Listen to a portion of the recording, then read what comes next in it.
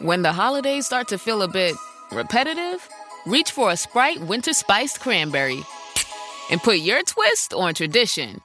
A bold cranberry and winter spice flavor fusion, Sprite Winter Spiced Cranberry is a refreshing way to shake things up this sipping season. And only for a limited time. Sprite. Obey your thirst.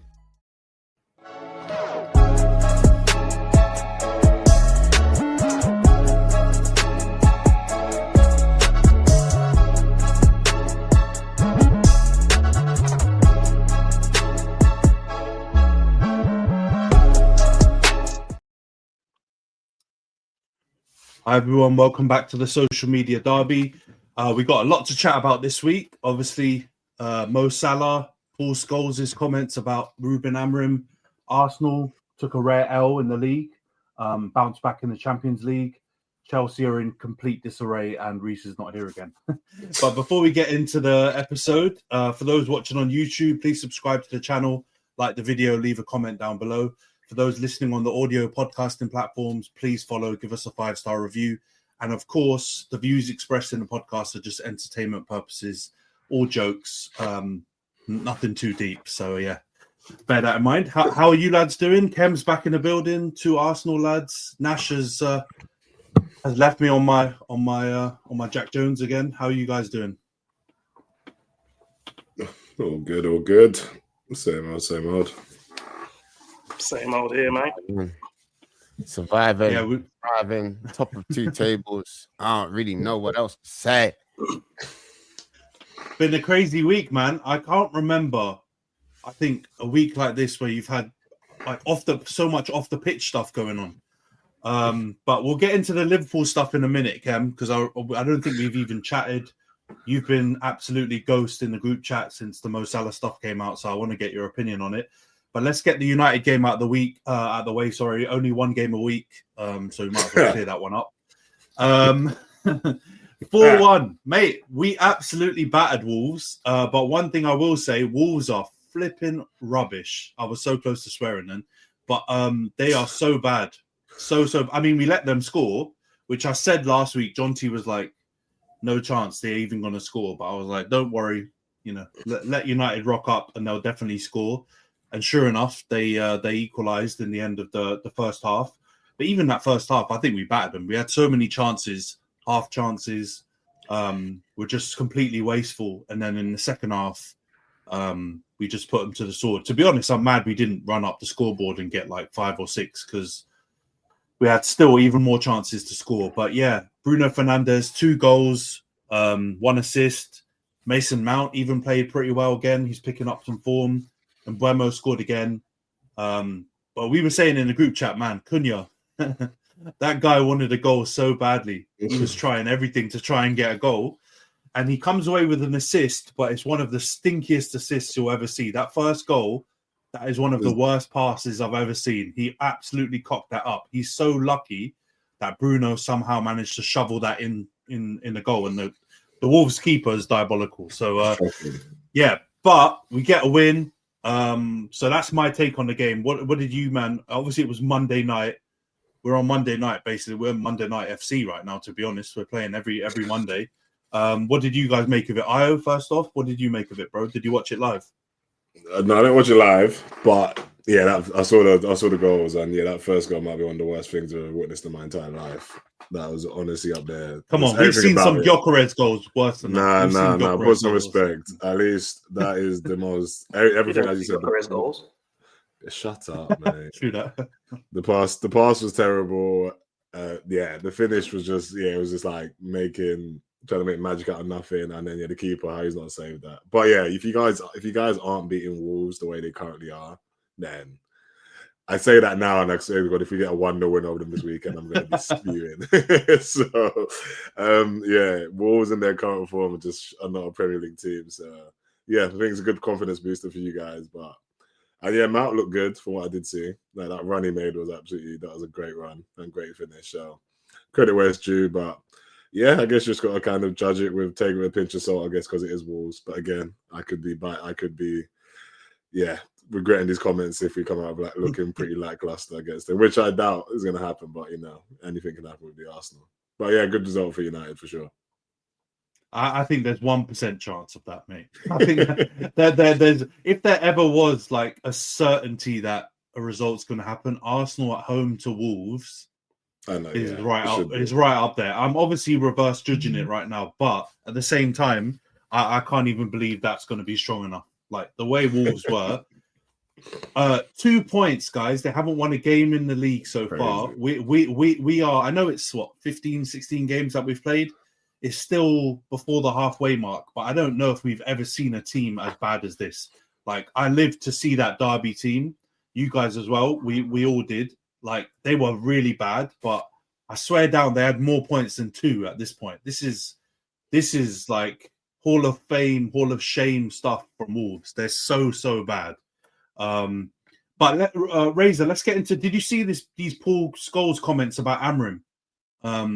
Because he went in, man. I think he's the first ex-United player / pundit now that's come out and fully said he doesn't think he's the right man. Like a few other people, Ginev and some others have said, like, you know, roundabout stuff. But Paul Scholes, typical, he's just gone straight for it, said Amram doesn't understand the club. They don't play football the right way, and he's not the right man. What do you make of those comments? Paul Scholes really doesn't do subtlety or nuance, does he? He's just like, yeah, nah, don't fancy it. And that's very much his bag, isn't it? But yeah, I think it's interesting because I think outside of Neville, it's usually the Chatteens are usually the purview of a different red club in the north of England, you know what I mean? From the ex like players and whatnot.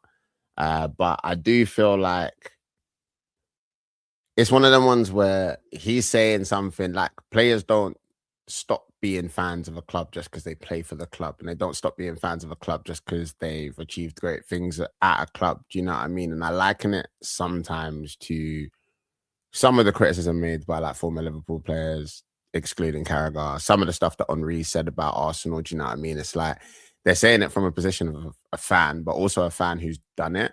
And it's like, I don't know, if you or Nash or some random bod from the internet says that man doesn't understand United, you're kind of like, oh, well, okay.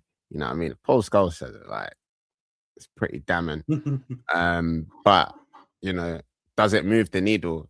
Does his voice, is his complaint any worse than yours in the grand scheme of will that change anything? I don't know. I feel like you guys are just like getting yourselves worked up because you've been told that he's not going anywhere. So every couple of weeks you just find a new thing to be mad about. Yeah, I do agree, even I mean, but this win, it's a win, but it's like a 3/4 win because Wolves are so damn bad. They're like so terrible that was definitely Wolves giving it to us on a plate, and then once we scored the like second or third goal, we actually started to play decent. Then we needed them to just serve themselves up for us to actually start building confidence. So I'm not going to get giddy over that result, but I do hear you. Like there's with this Scholes thing, I don't think he's wrong though. From a United point of view, a fan point of view, I will agree that this is not what man like fell in love with when I was a kid in terms of the style of football. I'll put it this way, right? I'm not going to fall in love with a back three and this style of football. Most United fans, wouldn't you? I don't know. I mean, probably, but like if you have that context, then it's hard to shift a fan base and I guess ex-players' perception when you've had like, I don't know, what was it, 27 years or 26 years of Fergie playing with a kind of philosophy that you kind of brought up on. I won't go as far back as Busby and all them, man, that Khem likes to talk about, but that there was like some form of culture or like ethos of the club, which I guess this whole Kobe Mainu thing and not bringing on Shea Lacey, which I don't understand why people are getting so worked up about, seems to go against that. And I think that's more of what the ex-players and a lot of the fans the fans are probably half results and half style, but it is worrying. It is definitely worrying.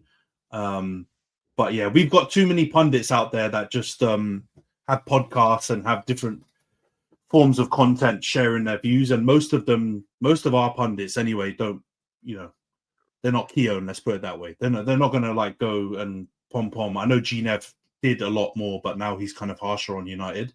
Most of them are pretty critical. Roy Keane's extremely critical. Scholes, but on this podcast are pretty critical. So it's tough to be a United manager when you've got all of that going on in the media, I guess. But at the same time, the blueprint's out there. If he played with the youngsters, which he did at Sporting, and if he played with a bit more excitement, then I feel like we would be quite similar to Liverpool in the way that with Klopp, we would get giddy if we just saw a little bit of something that made us excited. And with Amorim, there's not been much, so I hear it. But all right, let's get United out of the way because I'm tired of talking about us now, even myself. Let's get into the Liverpool stuff then, guys. So I don't know how you scammed that 1-0 win at Inter, but you did. Well done, Khem. That was actually critical for your Champions League, wasn't it, as well, in terms of getting points. So I think they haven't won in like 2 years or something, I read, or something like that at home. So that's a crazy result. The Leeds match was absolutely bonkers. 2-0 up, 3-2 up, and then my boy Tanaka scores in the final seconds to make it 3-3. Ken, we'll go to you, mate, because we haven't really got your opinion on United. That was on purpose. What did you make of those games before we get into the Salah situation? Do you see any signs of life? Yeah, I was actually waiting to speak on your team, so you're a thug. I'm going to go over that real quick. There's nothing much to say. Wolves are a bye week. So, yeah. But they will have 5 points by the end of December 27th when they come to Anfield. And thankfully, I won't be about to see that. But, okay, with this dog shit team, where do I start? Leeds game. Slot is still the manager. Okay, yeah, somehow he is still the manager. Can you blame Mo Salah for? Okay, I'll start with the game. Nothing much going on. Pretty dead, cagey first half, as most of our first halves seem to be. Go 2-0 up, courtesy of a mistake by Leeds, to be fair, but well done for Hugo. He pounced on it. Good finish, and then the second goal. Early cross into the box is exactly what our type of strikers need, which is what Bradley delivered. Hugo was straight onto it. No duking around, cutting inside, pissing about like certain people do. So that's what works. And then they just capitulated like they do in most matches. Ibrahima Konate, stinker, wasn't hooked. Gave away a dumb pen and then out of position all over the place for Leeds' next goal. And I'm at a point where when we let in a goal, I don't really mind because it could lead to something greater than the match. So it's like, maybe Leeds can do me a favor then long term. Like I'll have to hold smoke for a bit, but that means like someone else with a full head of hair could come on in. So I'll take it. And then our best player of the season, Dom Szoboszlai, puts us ahead again. So it's like, all right, well, I suppose we'll go above United in the table. Then at least I can have that. Probably maybe 4th or 5th. And then your cousin pops up and buries it anyway. So it's just like the Sunderland game. It's the worst situation because we fucking draw. Like it's just literally as you were. It's the thing. It's like, can we just either win and build some momentum and like have something for this new iteration of the team, or lose and then we can swap the guy out. And it's just we don't get in either of it. So it just sucks, man. It's just trash. The Inter game was boring, but I've said it in the group. I know I've said it like a month or two ago.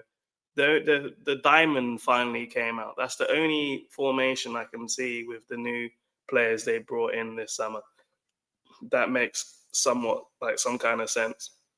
I think that's the only way you can get most of your best players or the new players into the team. And he finally done it. But he's still done it in a dumb way anyway. He started McAllister as the 10. I think Wirtz had a slight knock. That's why he wasn't given the full game. He did come on, and that's when we were a little bit better in Milan. But they took ages for the VAR for Konate's goal. But I think it bounced off one of our players' arm. Fair enough. And then the weird one with the penalty was like Slot was right when he said that it probably wouldn't be given in the Prem, which says a lot about RFs. So we would look at it as soft because it's not really given in our league, but it is a foul. So it's like, which I don't know how we look at it. Like, obviously, I'll take it. We got the win. We need to stay in the Champions League, so that's really important. So when our new manager can come in, he still can be on that stage. But yeah, look, I'll take it because it was a foul. Like, we need to actually we should stop calling that soft and actually start crying for that more. Like, when your shirt is pulled, if that's like, on the halfway line, we know that's a foul and maybe a booking. We usually call it a professional foul, but for some reason the penalty has to be like, no, it has to be an RKO to definitely be attitude adjustment to be classed as a penalty, whatever. But yeah, so it was cool to see the strikers start together, and then obviously they then combine with Wirtz, and that's the only way I can see something happening with this team. He needs to stick with that formation because in terms of player profiles, the width then could be the fullbacks, and especially the new ones you got who are quite pacey, like a Kirkes and a Frimpong. They obviously didn't feature in Milan because Robbo played and the other one's injured, but that would suit the team because they can bomb up and down the pitch, force Grav to actually sit and stay where he is, and Szoboszlai Jones have the legs to run around and cover and win the second balls as well, things like that. But in terms of the team, we're still easy to play through. Like, the press is weak up front, so it doesn't really change anything. We're quite lucky that Thuram made some dumb decisions. Otherwise, we may have conceded some chances. So we'll probably see that against Brighton anyway. So there's still a lot of flaws in the overall system, which are there. You're right. Inter haven't lost in ages at home, but we actually have a really good record in Milan for some reason. It's great, but I'm not gonna like celebrate too hard over it because I saw us win in that same stadium with Nat Phillips doing Cruyff turns and shit. So I'm fine. Like, it's good though. We need to stay in it because the next game is Marseille away, which could be tricky. On to Mo Salah's outburst. Well, I understand his point. Like, he probably exaggerated a few bits and was wilding, but like, he has been made a scapegoat for our season. Like, it's always drop Salah and then the team will be fine. We've dropped Salah and the team hasn't been fine. So, if you were to hear that about yourself, you'd expect to be proven right. Yeah. If you're dropped and they start winning 3-0, can't say anything. We start battering teams, dominating the game, clean sheets. I'd be like, yeah, cool. But we're not attacking well and we're definitely not defending well. Still conceding set pieces and falling apart when you concede one goal and giving other teams momentum. So I can understand where he's pissed off because you don't spend 100 million twice and give a man a contract extension in his 30s to build the team around your Dutch son, or certainly the attack, your child out of wedlock, he must be. I don't know how they're related, but they are. And that's where we're at. So I understand why he's pissed off. Like, other people have been shit, apart from Szoboszlai, which is crazy because you guys hated him for ages. So that says a lot. I personally am happy to see that he can showcase how good he is and his talent, but that also shows he shouldn't be our best player. That's for sure. I'm glad he's having a good year. He'll probably get an extension, but Dom Szoboszlai should not be our best player. He shouldn't even be our 5th best player, especially with the current team that we have. So that says a lot about it all. So I don't know if Salah will stay or leave. I think he's in the squad today. I don't think he will go to Saudi because they have a budget. So the PIF teams, anyway, they have a budget for the year. And unless one of them gets they'd need to use their own funds or private funds. Like, who bought Neymar? Was it Hilal? One of them guys, they have to do that to be able to bring in Salah. So I feel like it would be more likely in the summer if he was to depart. And that kind of made sense when he signed his deal anyway. So I think that would be the case. What I'm pissed off with Slot is, you can still utilize your players and rotate them around and just try a different formation. Like, Salah has played as a second striker /10 before we signed him when he was at Roma behind Dzeko. He's still very creative. He's won the assist trophy in the Prem twice. Like, he is still creative. He's still a marksman. He's just not the flying winger that we're used to, really. And he wasn't so much last year. He was more cutting inside, wasn't he? And people were covering and giving him like dummy runs and decoys and stuff. So you could change the system. You could play a front two and he could be the other guy. You could rotate him with Wirtz in the camp. You could try different things where you're still getting your players in and out of the team. And I can see why he feels disrespected, because he was on the bench and didn't come on against West Ham. And then Sunderland he came on at halftime. And then Leeds he didn't come on. But he wasn't even sent to warm up. Do you know what I mean? Like, that is mad disrespectful. Like, the coach didn't even send you to warm up. Can you understand? You can understand why the guy is vexed, yeah. But idiots on CBS or Sky, whatever stripper channel he's on, they're not going to realize that. But you know my opinion. I'm not even going to mention his name because I don't care for him. Like, I think he's an idiot. So he spits at kids anyway. So that's that. But like, your pal Jamie. I think they'll. Well, it's the African Nations Cup's coming up anyway, so he's not going to be around for the next few weeks, depending on how Egypt do. So they'll go away, do that, and then they'll come back and see what they need to do. But they need to figure out. He needs to have a formation and stick to it. Stop changing things mid-game. Stop changing things from game to game, and just go with something and carry that on. Like, we don't press well. We don't win the second balls. They barely win their duels. He still goes on about long balls and stuff, but that was what we wanted in the Klopp era. We wanted teams to go long against us, but what worked was it would be a crappy pass because the press was so strong that any way of getting the ball out from their danger zone from other teams was usually out of control. It wasn't their ideal play. So like, we had guys at the back who were very strong in the air and able to deal with that, and we had midfielders who actually cared about winning the second ball.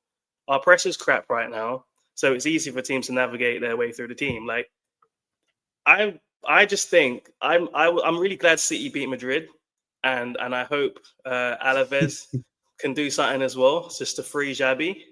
So I've got my eye on La Liga quite a bit, it's not nice hearing Bellingham say. It's not nice hearing Bellingham say like the players are behind him and stuff. I need some more leaks of like discontent. I need Vinny to be Vinny, get his perm back or whatever. James Brown and be an idiot. So like, that would be great. A Christmas present if he could get sacked, and then that's something, because that was obviously Richard Hughes' first choice. So yeah, we'll just have to wait on that one. But all in all, I don't look forward to when Liverpool play. I don't care what the manager says. Yesterday, he was moaning about playing 3 games in a week. I mean, all managers do it, but it's like, is this a shock to you, dude? Like, the calendar was announced a long time ago. And he also referenced being glad he tanked the cup or something like that. It's just like, what are you doing? Like, apart from Man United, every team's playing 3 games a week anyway, yeah? What on earth are you bitching and moaning about? Like, just shut up. Like, and then he's moaning about the amount of like outfield players he has available. But you said you wanted a small squad. And also, you don't trust most of the guys anyway. Most of the squad, you don't even give them a chance anyway, you dickhead. So what the fuck are you on about when you're talking about, I've only got 13 outfield players? Bro, you only use the same 11 most of the time anyway. And certainly your illegitimate son is definitely a guaranteed player. Now, he's apparently injured. Allegedly. You have spiraled. You have spiraled for about 10 minutes. So it's just I don't want this. I don't want this coach because he's just. But I had a point like 7 minutes ago about. He spiraled. He should have let me speak about Man United so I could get like any rage out there. Or any wild statements. This isn't a podcast. This is a monologue, man. Yeah. Well, piece to camera. Like I said in the group, because I'm gonna say my piece and then I'm done with Liverpool. I don't want anyone to ask me any questions. Like I said in the chat after Leeds game. That's not how podcasts work. I'm not active. We've got to talk. I'm not active until he's out. Okay, that is it. All right. I'm just here to shout out this guy on his final day, okay? All right. And your cap as well. That's it. Shout out Cena, shout out Mo. Ayo can have his moment. Go on now. it's not even a moment. I just think you should let us like retort a bit. Let's have a conversation with you. I think About 15 points. I crashed. I probably crashed somewhere. You did crash. Probably. Somewhere in there, I crashed. You said no. It's not that you didn't. Somewhat. It was the most obvious crash I've ever seen. I was watching the time and I was like, "There's going to be a time where he pauses for a response, and it just never came. It just never came. Yeah, literally just like let us interject. He made some good points, which I'd love to like had a say in, because I appreciate the Salah point that you support him, but then I couldn't even get a point to be like, oh yeah, like that's such a good point, Ken. Like let's talk to you, Ken. It's therapy as well if you need to. Like we can help each other here, mate. We've all been through this. We've been through the ringer. All of us have. But then let's just gauge it then. So by that, you agree with the Mo Salah point that he's valid in coming out and speaking about some of the things he said, or what? What do you agree on? I think Omri was correct in the thing that I didn't like the part where he said like he's earned his spot, because I feel like you have to obviously update your resume like you do. Obviously, everyone's droppable. It doesn't matter what you've done in the past, and like you can't just say that all the stuff you've done in the past means that you're basically like untouchable. So I think it was wrong to say that, but then I also do agree with the part. He basically has been a scapegoat, because it is always like Salah this, Salah that. Like that's, as Khem said, if we drop Salah, we're gonna get better. If we need to drop Salah, he has to be the one that gets dropped. So, and then Carragher's obviously with his statements as well, saying that like he's just being on such a vendetta against him, saying like he doesn't defend, he doesn't do this, which obviously cool, he doesn't do that stuff, but what he does bring to the team has been like irreplaceable. So you can't just completely try to act like he's a net negative to what Liverpool do. So I think I get why Salah's frustrated. I get his anger. I don't think it's right for him to say that he's done too much to kind of be dropped like you do that. So I think that was a bit of a maybe said in the heat of the moment. But no, I definitely back Salah more than I back Slot. And I think obviously Slot's not proven to be that much of a a good manager. But well, right now it doesn't seem like he actually knows what he's kind of doing, and the ideas are seeming to be pretty dry. So I definitely think Salah's in the right. But yeah, like you said, he's getting away for AFCON now. Maybe when the dust settles, if he does come back after January, you'll see if there's any kind of reconciliation. But yeah, I'm not saying I'm mad at seeing the demise, because it's good. I think it's good content. It's good to see Liverpool fans suffer. Seeing a Khem crash out does bring a bit of joy to me on a Saturday morning. So like, there's all there's little things you got to be happy for in the world, and that's type of the things I like to see. So I appreciate Salah, Carragher, and Slot doing this to our Khem over there. All right, so we've got two for Salah, 0 for Slot. Razor, what's your take on this? I can't believe we let this motherfucker yell at us for 12 and a half minutes, man. I felt like a hostage. I felt like I was in an abuse. We had no choice in that, bro. We had no choice in that. Crazy, man. Flipping hell. Do you know what it did do, though? It inspired me to go on the Arsenal ticket exchange and buy a ticket to Wolves to watch us beat Wolves tonight. Inshallah, you know what I'm saying? Because I was like, yeah, man, football brings me joy. We actually lost last week, and I'm not distressed. You know what I'm saying? I can't lie. Mo Salah has done incredible things for Liverpool. So I saw someone on Twitter say like, "Oh yeah, Salah changed your life, you dusty prick. How dare you chat bad to him?" And that's my opinion. That's actually my overall entire opinion. How dare you chat mad to Salah? He changed your life, you dusty pricks. Furthermore, let's be real. They wouldn't be doing this if Salah was English. If Salah was a little bit Italiano, you know what I mean? If he was like one of them Spanish maestro type players. For me personally, it aligns, especially when you look at certain things that people like Carragher and that have said about like AFCON and African countries before.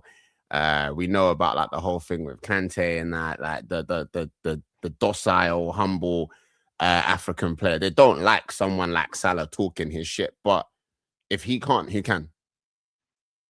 If Mo Salah can't talk like that, bro, this ain't the NBA. You can't. Man's not Chris Paul getting sent home halfway through a road like trip. Like No, this is football, bro. Like you're meant to respect your club legends. Like this is not what we do. That is, it's actually disgraceful. And we said a lot of things. I've said many times on the pod about Slot, like, oh yeah, like winning the Prem should get you leeway. Shouldn't get you that much leeway. See the day Mikel Arteta comes out and starts being like Thierry Henry, this, that, and the third. Mad. You see the day Thierry Henry starts being like Bukayo Saka needs to da, and it stops being constructive and it starts feeling like harmful. Whole fan base is turning on, man, because that's not what that like. Do you know what I mean? That's not how it's meant to work, innit? Cool. And the point is there. You scapegoated him. You dropped him. Are you winning? Have you started winning games? You're not winning games. Oh, which games are you losing, by the way, or struggling to win? Leeds. This episode is brought to you by LinkedIn. Psst, healthcare pros. Word's out, and it's too good to keep quiet. Look, LinkedIn is revolutionizing job hunting, making it possible to search by specialty, shift preference, and salary. Endless scrolling is out. Whether it's a mental health therapist or dental hygienist, finding the perfect role is faster and easier than ever. Head to linkedin.com/healthcare and start your search today. Bro, wrap it up. Put the fries on the bag, man. How dare you? No, it's mad. It's crazy that I feel this passionately about it. I don't even like Liverpool. I don't care. I like watching them be in tatters and disarray. But the disrespect is mental. Put man on the bench, acted like it was his problem. Bro, the team ran around him. You won the league with the team running around him. Now it's my problem that shit's broke. Allow it, man. Yeah. All right. So I think three salads then, yeah. I think they've picked as an organization. I think they're going to back the manager over Salah. I don't think I think that's a reductive way of looking at it in the sense that it's like he's reached a point in his career. He's on a certain bill. They're trying to bring in a new era in the change room, this, that, and the third. So I don't think they're necessarily going to back Slot over Salah. But yeah, like some of the stuff I'm seeing and some of the way that people are talking about him, mad, crazy. Like I said, dusty pricks forgot. Shameful. I agree, bro. So we got three salads. You know what, man? I agree with you as well, Razor, because it has been this whole conversation's become Slot versus Salah, where actually I don't even think it's Slot versus Salah. I think it's the club, like the leadership group of Edwards, Hughes, and Slot versus Salah. Like, I honestly think they are looking at the situation now and thinking, we've given this guy 400 bags. It made sense when he was scoring goals, and he's just not scoring goals anymore. What if this is the decline? We've got to try and flog him. And I think they've made that decision. And now the steps that they've taken with dropping him is to try and push him out the door. And he's gone, you know what? How dare you guys do that to me? I'm your greatest ever player. You have some respect. And that's what's caused him to go out. I don't even think, Ayo, you said like heat of the moment. I don't even think he was vexed in that interview. I think he thought about it. He just carried it out, and it was exactly how he wanted to. I don't think anything he said was like fueled by anger in that moment. I think he knew exactly what he was saying, and he went, you know what, you guys take a bit of this because you're trying to get rid of me. And it's completely unfair if you think about it. Like from the club standpoint, I do think you got to respect the club, and legends are like, the club is bigger than the players in my mind. Even the legends, they enhance a club. But in this case, Salah hasn't been the worst player. He's not been good, and he's not scored goals. But like you man have all said, you conceded 3 goals to Leeds. You conceded bare goals to lots of players. Like, defense has clearly been like, I know Khem lost his mind about the Van Dijk question last week, but there are more valid questions about the defense. Konate, obviously, number one, has been diabolical, but Van Dijk's not covered himself in glory either. Surely, like, if you're just going off performance and merit, those guys I would have dropped before Salah. Like, it doesn't. There's loads of other players. McAllister's been diabolical. Other people that have been shocking, I would have dropped before Salah. So there are elements of this scapegoat thing which I think are true. And I think there are loads of things going on in the background which probably have made Mo feel like these men are taking a piss. The dusty pricks thing is valid, right? Like he is statistically probably their greatest player ever. In terms of driving, winning championships and titles and stuff, like factually in the modern era, he is as well. So the way that Carragher and all these other guys are, by the way, you guys mentioned AFCON.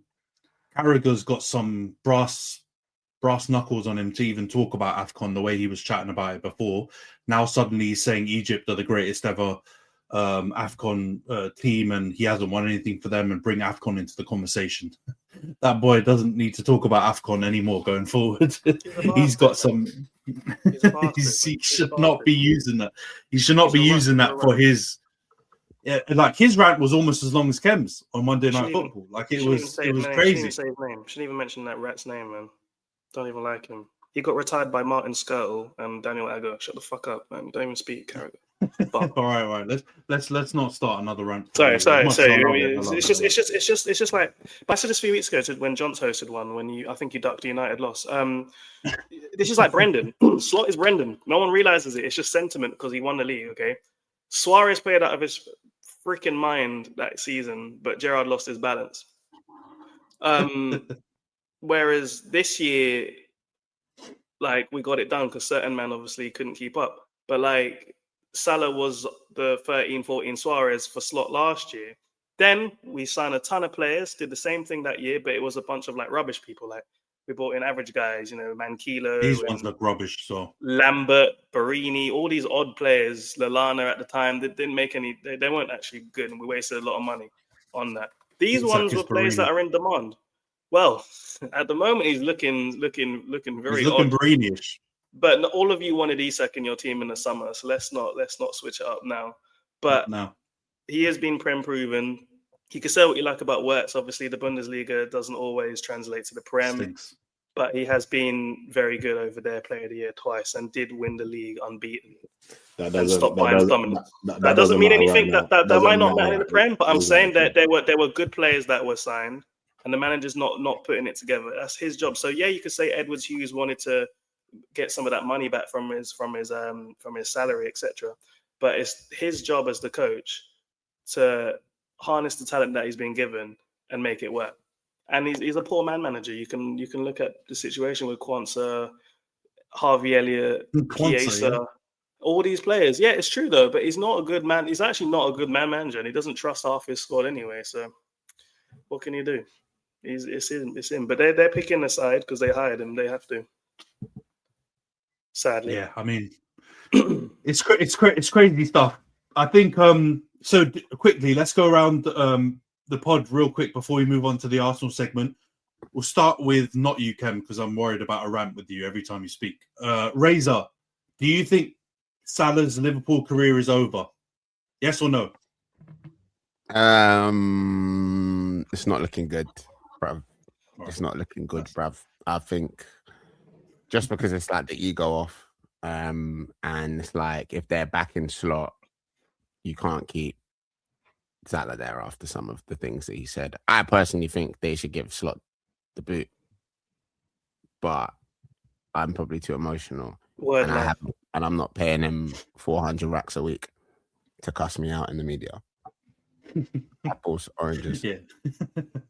Yeah, I'm not gonna lie. If I was that owner, someone came out cussing me, and I'm paying him 400 bags a week, I would lose my head. I'll be kettled. All right, so I managed a team where people minimum wage, and I'd still fire you for cussing me. What do you mean? Like, it's not my fault. Like, shit, man. Score some goals. But yeah, no. But you think no? Yeah. Do you think he's gonna leave in January or summer? I would again, being a football romantic, I would love for it to be the summer. I'd love for him to get the send off that he deserves, regardless of what club he's at. Like, when you contribute that much to a club's history, you deserve it. The fans deserve it. Do you know what I mean? Financially, I feel like Bayern kind of tanked the stock price with some of the stuff that he's saying. And he's very expensive. The only place he can go is Saudi, innit? So you shouldn't ask me. You should ask the prince. He's in charge of when Salah goes. Bro, you're the Earl. You're the Earl of the Emirates. I'm going for the other royals, man. But no. All right. So you think summer? You hope summer. Khem, you said you think it will be. Khem, you said you think it will be summer. Io, do you think his career is over? It's going to be Jan or summer as well? Yeah, I think summer makes sense, but I just don't know. Yeah, no, but I think it depends how the next week or two goes. I guess if he has any more comments, maybe, because you don't have a toxic, I guess, presence in the dressing room for the next 6-7 months. That just couldn't fester well. So yeah, I think for Liverpool's sake, they better hope it doesn't. Yeah, there's no more comments that come out from him and Carragher, but yeah, I think summer makes the most like realistic sense. But yeah, right. You just never know. And Khem, you're still summer, yeah? You think he will leave, but it won't be January? Yeah, I think it'll be. We don't want it to go like Cristiano did a couple of years ago. It is sad, so hopefully he can go in the summer. Yeah, I'm the odd one out there. I think he's gone. I think he's gone in Jan. I think he'll go AFCON, like you guys have said. The tournament that Carragher loves the most. They probably won't win or do too much. And then they'll work on the Saudi deal in the meantime.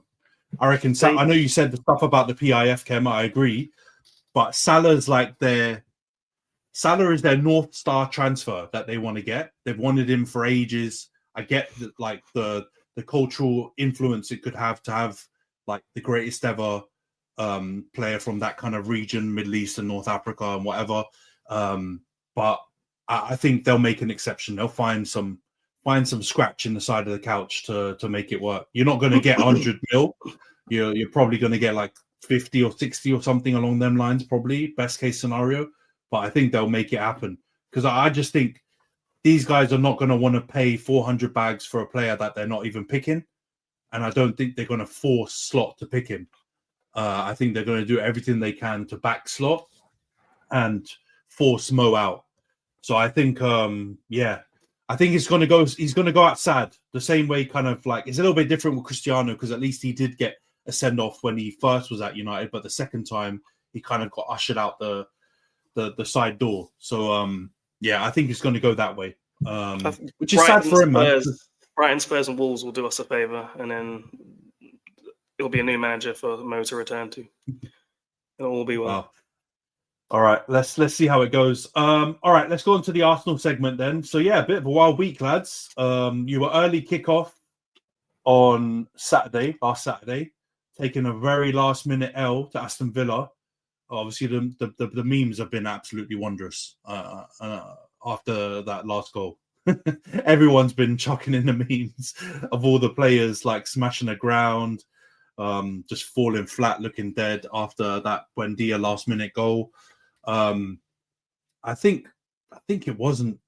I don't think it was an absolute injustice, but at the same time, it was probably it was going to be harsh either way.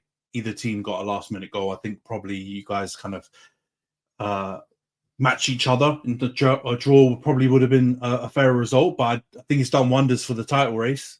Villa are even in the picture now, only 3 points behind you. But then you bounce back in midweek, much changed team, 3-0 win away to Club Brugge. Noni Madueke. We might need to have a conversation about that guy in a little bit. Scores 2 goals, one of them absolute banger.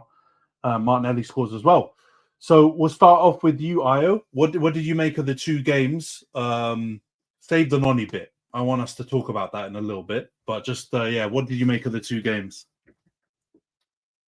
Villa game, it was disappointing. I think you can see the problem with somehow with all of our depth that we have, we've completely run the likes of like Rice and Zubimendi into the ground pretty much because their legs were gone and they were shot. You could just see it in that Villa game. And I guess it was frustrating. I don't think we didn't deserve to win, I wouldn't say. And Villa winning, obviously Villa's been our bogey team for the last couple of years, and they just seem Emery just seems to just have a vendetta against us, and he just gets that team playing their best football when they need to play against us. And it wasn't surprising. I was obviously conceding the last minute goal was heartbreaking. It was just like a calamity of errors. Like Hincapié could have just cleared the ball up the field with his right foot, takes a hefty touch, goes out for a throw in. And then that builds into the ball getting put into the box. Our captain is just jockeying around the edge of the box, refusing to engage with anything, just jockeying. No one to jockey. But my older guard hatred doesn't need to come out right now because if I speak about that man, and my blood just boils. And yeah, like Buendia, him getting that finish, like the plenty of opportunities to get rid of that ball, and we just didn't do it. And I guess you could just see fatigue had kicked in. I think we've run a lot of the players into the ground. I think again it shows, as much as Arteta obviously has done a great job, there's many games we've had this year where I don't get why you sign players like Norgard, or you're going to have Naneri or have Lewis Skelly on the bench, and you just don't bring them in for the last 10 minutes and give Zubimendi or Rice just a little break, because it's just games like that where you just need to see it out. And Norgard, obviously, not like an exciting signing, but he's Prem proven. He's obviously can come in and do a job where you just want to just kind of keep the ball, keep it safe. And I just don't get why you want to play Zubimendi Rice 90 minutes every game. And obviously, yes, we need it, but there's games where we've obviously got the win. And yeah, and it's just, and you can see kind of what the lasting effects are. And yeah, now we've got injuries piling up a bit more, and all of this like heralded squad depth we've built up in the summer, we're now down to like bare bones, which is just ridiculous. And it just kind of just sums up Arsenal, where even when you think we've done everything the right way, all of a sudden we go back to just injuries galore again. And yeah, the win against Club Brugge was good. It was, yeah, expected. Great goals by the wingers. Would have loved to. Good to see Jesus come back. That was a positive sign. I think that might add like another dimension to our team, because my Gyökeres stock, which I bought high in, it's just not. There's something going up there. It is, yeah. We're questions. I'm trying to hold firm and like hold on to it, but I need to see. And it's not looking good, bruv. It's not looking good. But it's good to see Jesus. He brings another dimension. And yeah, obviously, I still want to see my boy Ethan, man. I need my boy Ethan to get some minutes, man. Like, I need to see some Ethan shine. He got some minutes against Club Brugge, came on, he looked good again. And yeah, I just think Arteta, I think more of the question needs to be, why is Arteta not using more of this squad depth in these games? Because we've got midfielders, play Skelly midfield if you're not going to play him left back. Like, I think Skelly can come in, obviously not do what Zubimendi does or what Rice does, but I think he can do a pretty good job at like in Rice position, where he can ball carry. You saw him against PSG last season, where he did the kind of like, obviously done from left back, but you can see when he drove into midfield, he has that ball carrying ability, he has that vision. So yeah, I think the boys need to be rested a bit, man. And obviously, yeah, this winter period as well, a lot of games coming up. We need to kind of manage the squad a bit better. And yeah, the title races, as we all said back in October, when everyone's saying we're 10 points ahead or something, 5 points ahead, the title race is done. It was ridiculous to say such a thing, because, yeah, as we can see, the title race is very much still alive and kicking. So, yeah, still feeling confident, but some concerning signs. But yeah, and also shout out that Buendia touch when he brought it down from the air, because that made me feel something when I saw that, and I still have nightmares about that, because I should have seen that last minute goal coming, because that touch was sublime. So yeah, but yeah, still feeling confident, but some worrying signs to be kind of concerned about. Yeah, but I don't know what's happened to Buendia, by the way. Like he looked like he was done out here, and they were getting rid of him. And this season, he's scored that belter against Spurs, and his little cameo, as goal aside, against you lot, he looked class, mate. So, and I think you guys were linked with him ages ago, weren't you? I feel like, and the move didn't happen. Yeah, he's a bit of a baller, man. Razor, what's your take on the games then, and also some of what I was been talking about, the squad rotation issues? Yeah, I think interesting for I was like the realistic Arsenal fan. I think realistically, we weren't going to win every game this season. Do you know what I mean? Realistically, if you asked us to circle 4 or 5 games that we didn't think we would win, or that we thought Arsenal would drop points, even in like a best case scenario, I think right after your Anfields, your Etihads, Villa Park's right there, they have been a bit of a bogey team for us. I'm actually going to go and watch us play them at the Emirates in a couple of weeks, and I don't know why I made that decision. Terrible decision. Risky. I've just realised that. I've said, but bruv, I've seen the man violate us IRL numerous times. Anyway. I don't know if I hear the concerns. And to be fair, Ayo didn't like overstate them. I think there are some Arsenal fans that are overstating them. It's like, it's a crisis, it's chaos. He was just like, it is a bit concerning. Ask valid questions about whether we need to be playing people, like running our players into the ground, which we know is something that we've always had a bit of a question about with Arteta, whether it's Saka or various parts of our defense. Like, he finds something that works, and it's very difficult to get him to like deviate from that, even when we are in control of the game, even when we're winning, even when they look like their leg's going to fall off. Do you know what I'm saying? I think the Villa result was a combination of maybe some of that, but maybe more like new defensive partnerships, like finding their feet. I like Hincapié. I think Hincapié is a good defender, but I think he was at fault. Not just in the passage of play leading up to the final goal, but I think there were a couple of times where I kind of watched something happen and I was like, what the and I was like, you're not Gabriel. That's 100%. You're not Gabriel. 100%. We can't be like, we've got the best centre-back partnership in the... Okay, now both of them are injured. Did we expect there to be no drop-off in the quality of our defensive, like, effectiveness? You know what I'm saying?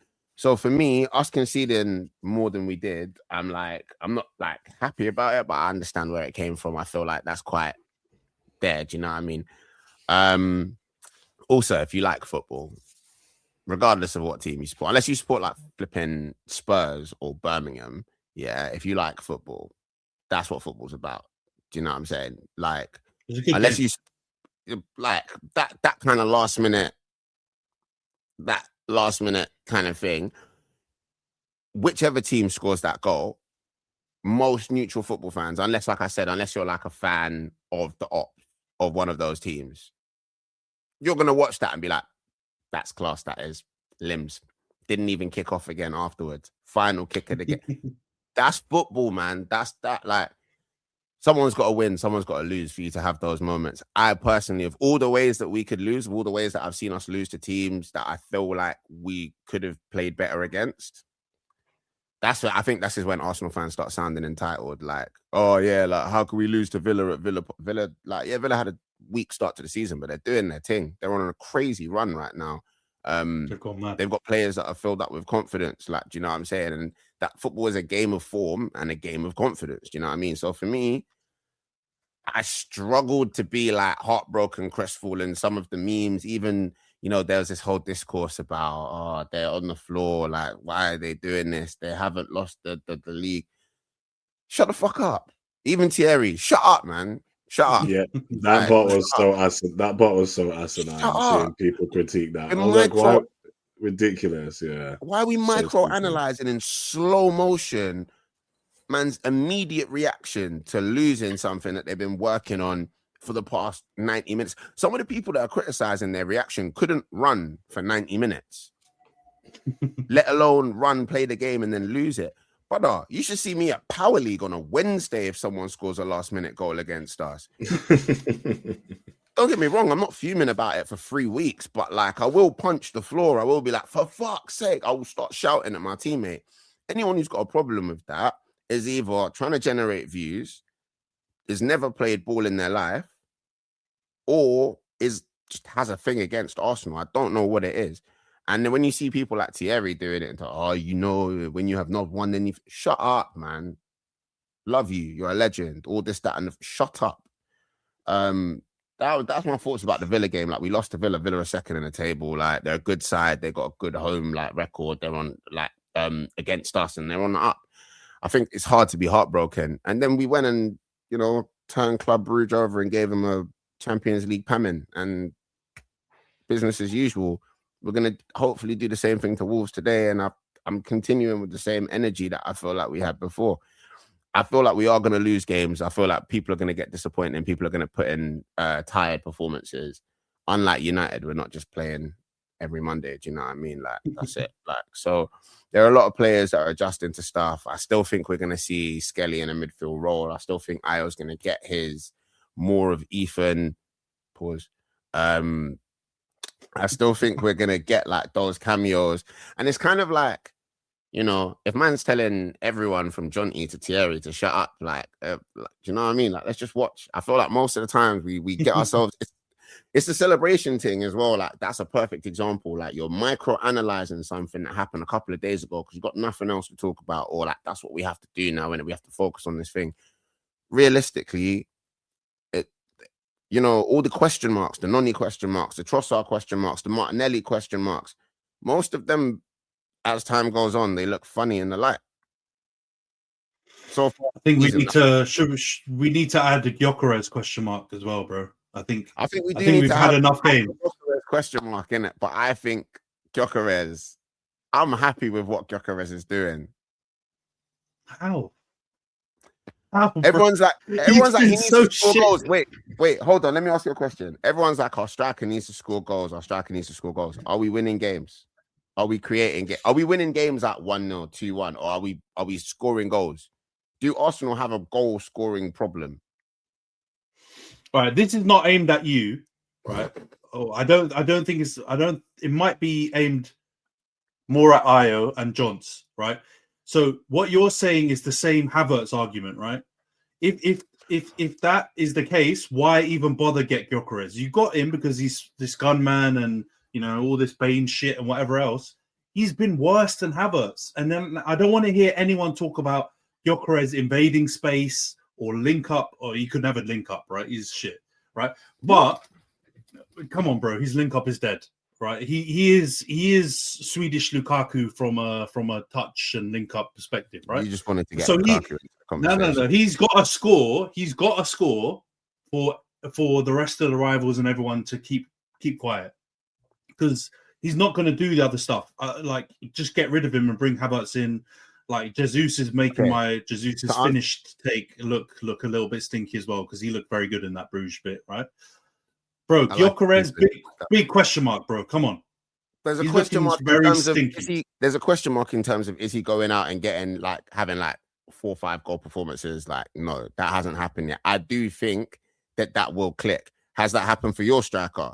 No. Has that happened for Khem, one of Khem's strikers? No. And that's what the other direct answer to your question is. Why bother going getting him? Where has Havertz been? On the operating table. Man's been there with the spiky roller doing stretching. That's why we need a striker. Where has Jesus been? On the operating table. No. That's why I'm saying it's not for you. This is why I'm saying it's not for you, because I do remember you saying, like, you are more positive about the benefits Havertz brings, right?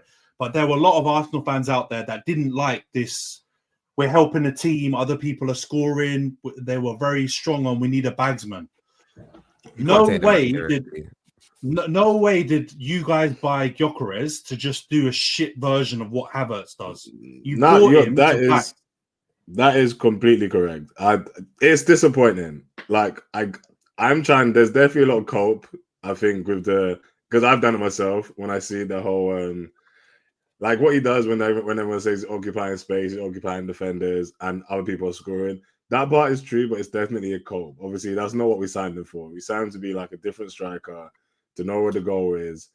And it is concerning how, like, his lack of movement in the box seems to just be non-existent. And that's the part that worries me the most. And so obviously when you see the likes of Marino going up there and he's finding ways to be in the right position, and you're just like, why can't Gyökeres do this? And so, like, my only thing for Gok is that I just want to see him with Eze behind him, realistically, and just see kind of a different setup for the team. Because I think sometimes he does make runs, and he just doesn't get that ball through. Because sometimes he is off the ball, he's trying to run the channels and stuff like that.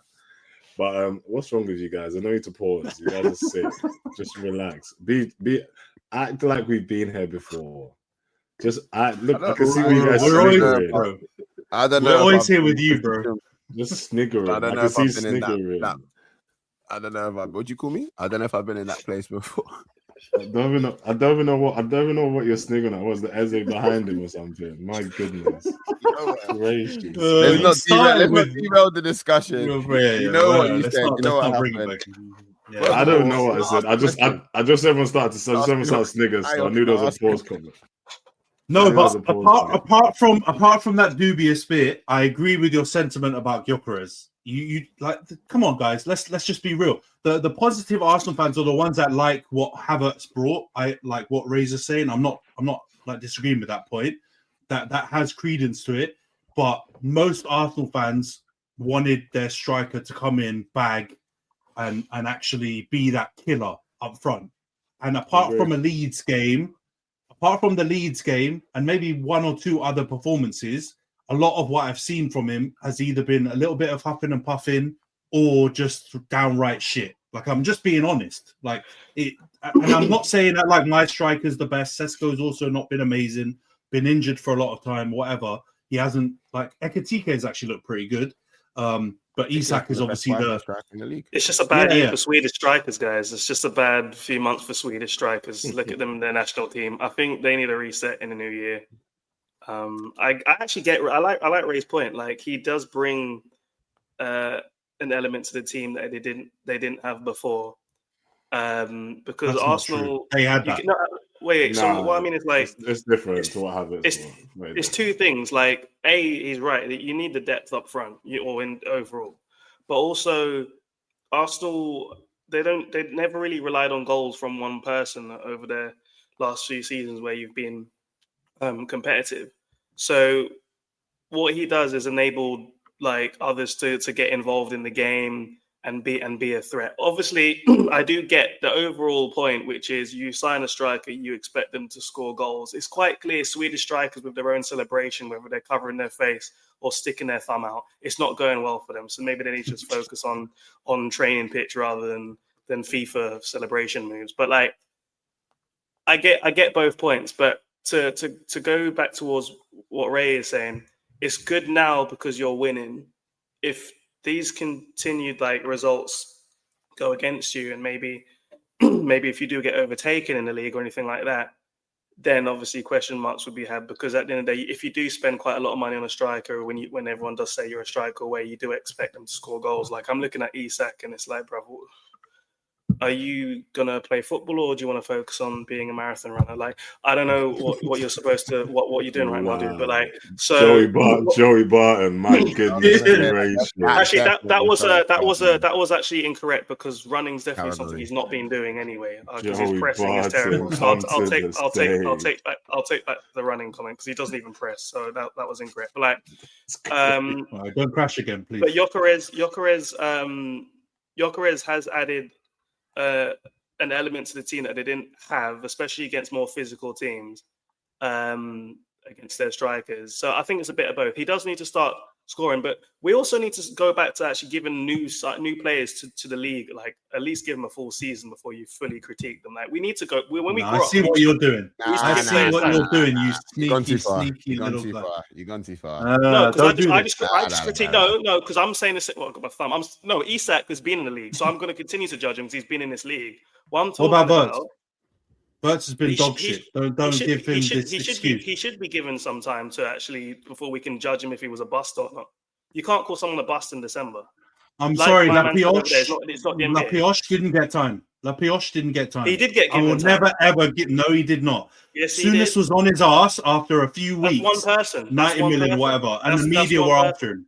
So Souness is the voice of. Souness is the voice of how many fans around the world.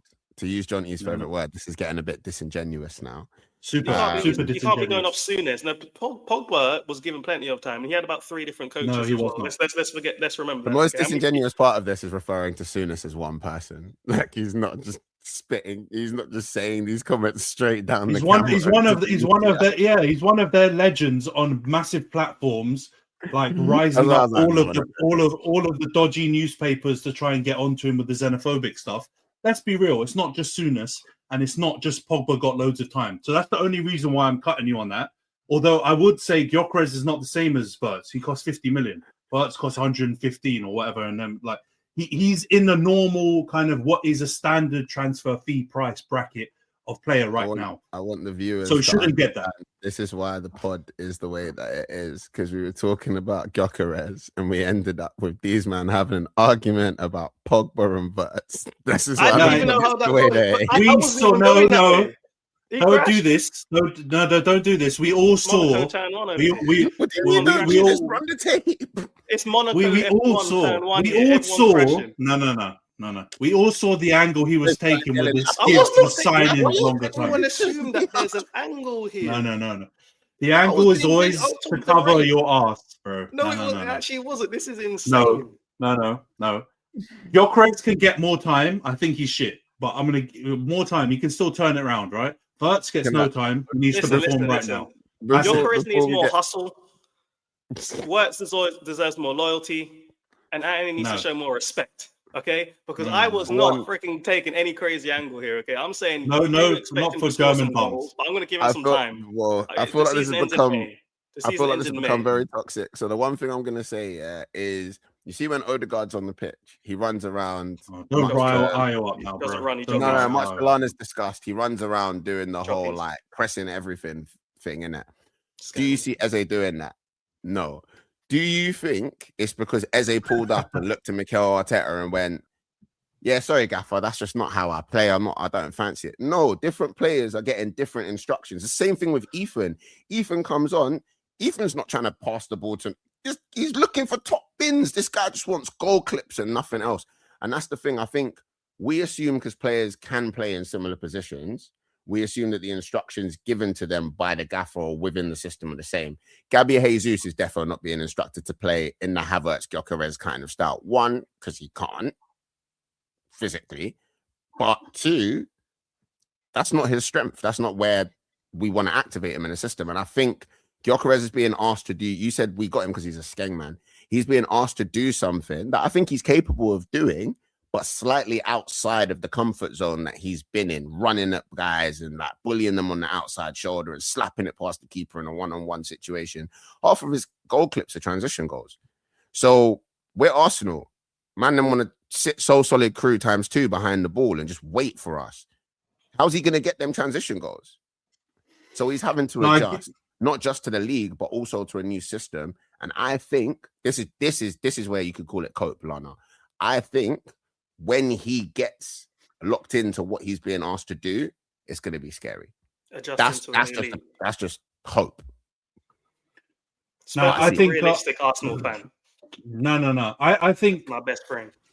I think what's happened, I think, was talked about when you first signed Gyökeres, right? A lot of people said they hope. I can't remember. Someone on the pod, it might have been I, it might have been John, said, if you get Gyökeres and you suddenly turn him into a makeshift Havertz and you start getting him to do things that you're not buying him for, there will be concerns. Because there should not be a Havertz and Gyökeres style together. They're not the same players. Like, you didn't buy, surely, you would think, not buying a striker that scored 100 goals in a year or whatever it was, to come in and start invading space and doing link-up play. I know it's inevitable because that's the style of play that you guys play and you face the low block. But just don't buy Gyökeres then. Go and buy a better player that can actually do that really, really well and just be an upgrade on Havertz. Because right now it looks like you've got a downgrade on Havertz. He's not scoring the goals and he's playing a great player. I wanted that player. I agree with you. I wanted that player. I thought his name was Alexander Isak. And this is why me and you were talking about football on a Saturday morning and not getting paid to like instruct transfer strategy. Because I agreed with you. Everything you just said makes bare sense to me as an individual. And I thought that was the guy. I thought your guy was the guy. I was wrong. I think the whole Swedish population thought they were the guy. It's just... I was wrong. Let's just leave it. All right, let's go on to the next argument then. Noni Madueke, 2 goals. Yeah, Razor punch in the air for the audio listeners. He's very happy. Ayo looks slightly disgusted.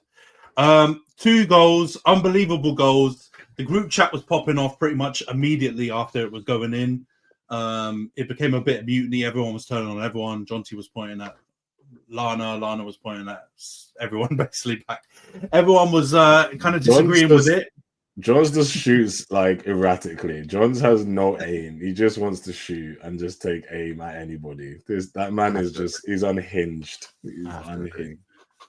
But what we making of Noni now? I know the whole Chelsea thing was the main angle, but in terms of just the player, are we more satisfied with this transfer now after a little bit of time, a couple of bangers, some decent performances, or are we still looking at it like would have preferred to get someone else? Io, are there any softening towards a stance? There was a stance never needed to be softened. No, I'm joking. That's a lie. That is that. Now that is disingenuous. Now that is disingenuous for sure. No, 100% is. Yeah, he's been good. He's been, I'd say, better than I still think his end product. Like obviously, the goal against Club Brugge was amazing, but like overall, his end product sometimes has left a lot to be desired. But overall, what he's come in to do, and like when he has come onto the pitch, if he plays over Saka, he's done what I want him to be. Like if he's a backup to Saka, then I'm happy with him. Like, I'm never gonna. That's exactly what I hoped he'd be. And when he comes in, he does have an impact. Like he's exciting. He tries to take a man on. It's just his end product for me. It seems like he does put his head down and just run at you, but then doesn't really like look up and then actually aim where he's putting the ball into. But overall, like for what, 52 million, I think it was. Like it looks like it's been a good deal. Obviously hasn't recouped what we paid like yet to be, but obviously, yeah, I can't be mad at what he's done. Like he's had some good performances. He's come in, done a job. Did we help Chelsea in the end? I don't know. That was like my main gripe, was helping Chelsea. So, but yeah, overall, it's a good signing. Yeah, like I hold my hands up. It was a good signing for sure. I don't know why this guy is smugly nodding his head. Say it with your chest, guys. Like whatever you want to say. I'm smiling, bruv. What? You're nodding slowly. I don't like the slow nod. Fellas, am I allowed to express some black boy joy? Nah, come on, man. What do you want me to say, man? You want me to say like, I told you so. You man don't know ball. Always crashing out for no reason. I said all of that already. That's exactly what you said. Yes, exactly that. Exactly. Let them know. Let's wheel out. Let them know. To run it back. At the end of the day, Noni, I think this is me saying I know ball. It's true, but this would be a poor indicator of it because again, it's just about trusting, as Khem likes to refer to them, the laptop guys. I was like, he's not a random South American wonder kid like Steven that Chelsea have been slapping on the wing. Do you know what I mean? Like he's been in the England. He's been in England. Is that Esteban you're referring to? That's definitely Esteban. That's harsh because he's looking cold. No, he's a baller, innit? But Chelsea don't like their ethnics. Like they like their ethnics to assimilate, innit? Like he's Steven now. You're Steve. I can't pronounce that. You're Steve now, all right? He'll be wearing Stone Island in no time. Don't worry, bro. I'm sure there's a picture of him and Cole Palmer wearing Stone Island, head to toe, and Cortez Air Max 95s. That picture exists somewhere. If you see it, it's not AI. I promise you. What was I even saying? Oh yeah, Noni. I don't think it was like a wild thing, and like they know Chelsea are gonna price them in a certain way, so they were willing to pay the price, which meant that they were sure. And again, like just trusting the laptop nerds. But it's really nice to see. I think also, again, like the way in which we tend to look at formations and players, and like the way that players tend to impact the team when they're on. Like none of us were super excited, or a lot of people are confused seeing. I think a couple of times we've seen Noni come on while Saka's on. And then Saka's kind of playing like just free roam football, like he can go through the middle a bit more. And if you've got Marino playing up top in that kind of like false 90 kind of, suddenly the defenders are like, broski, who am I meant to be marking? What's going on here? What happened? It's very like it's very nice to see. And I think again, like when we were talking about the left side and we were talking about different options, I think just having those different options, not just squad depth in terms of bodies, but having like different types of wingers, different types of attackers, different game states that can be unlocked by bringing them in. So I think he does that, whether it's on the right or on the left, and how he enables other players to play, which is good. I think we've needed that. Yeah, I mean, and I was right. As well. And I love that. I was going to say, you need to wheel that up at least once on this. But Martinelli looked good as well. So I don't know, man. I think it's weirdly your defense, which is looking the most sparsest because of all the injuries. That's probably the concerning part at the moment. And the attack, I know the Gyökeres thing. I'm not going back on that and down that route again. But apart from that aside, the wingers are looking good. Before we move on to the Chelsea bit where we all get our digs in because Reece is not here. To be fair, we would do it anyway if he was here. Man City, Arsenal. That's the title race. Yeah. Are we just going to agree, or do we see Villa or someone else popping back in? It's a cakewalk, man. Arsenal only lost because they played on a Wednesday, and it was a 12:30 kickoff on the Saturday. What if this is a cakewalk? What was last year for you guys? Please have some respect, man. Like, sounding real cloppy with that. A cakewalk. Just you had the easiest it's title. True, though. The easiest you guys title. guys spoke about fatigue in that match, and you failed to highlight the big reasons. Villa also played Wednesday 8 p.m. Antony, next time, just don't ask the question to all of Villa also played midweek, did they not? And they got to sleep in their own bed. Yeah, okay, but someone's got to be the away team. Like they can't. They could have moved that fixture to Sunday or evening game. That's why. I'm not buying into this whole like, oh yeah, like we were hard up. That's you. No, exactly. Like, no, so that's we got beaten by a good side. Like yeah. And in terms of the title race, I think numbers speak for itself. It's 13th of December.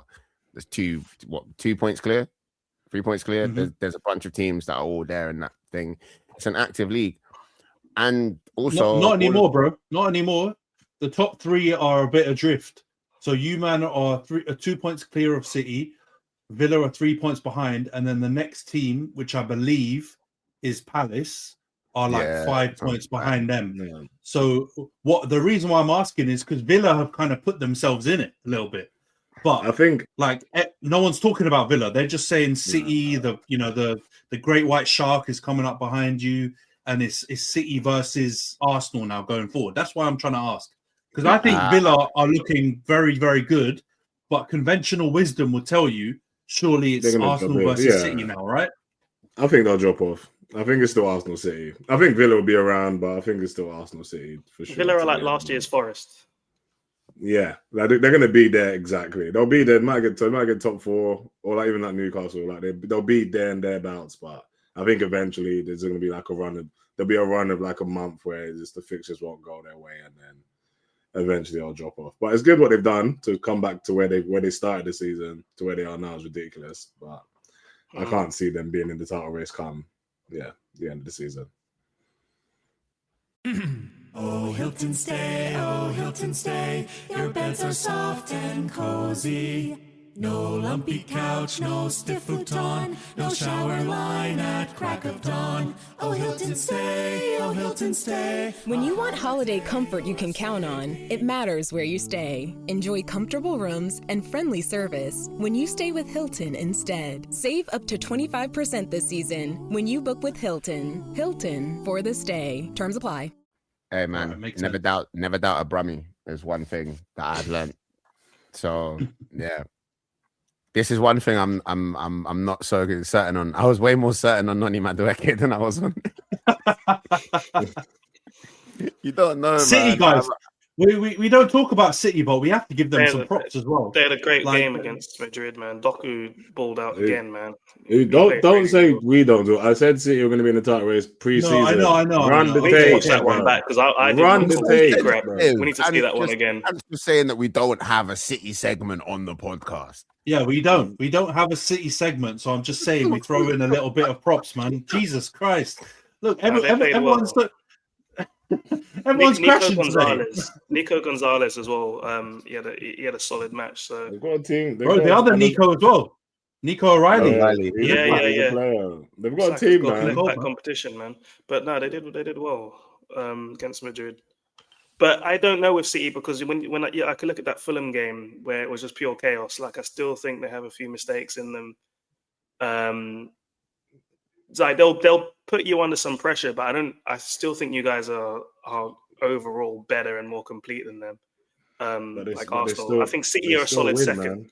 They still win. Like no matter they know how to win though. Yeah, they know how to win, and they've got a player that, in my opinion, is having an RVP season.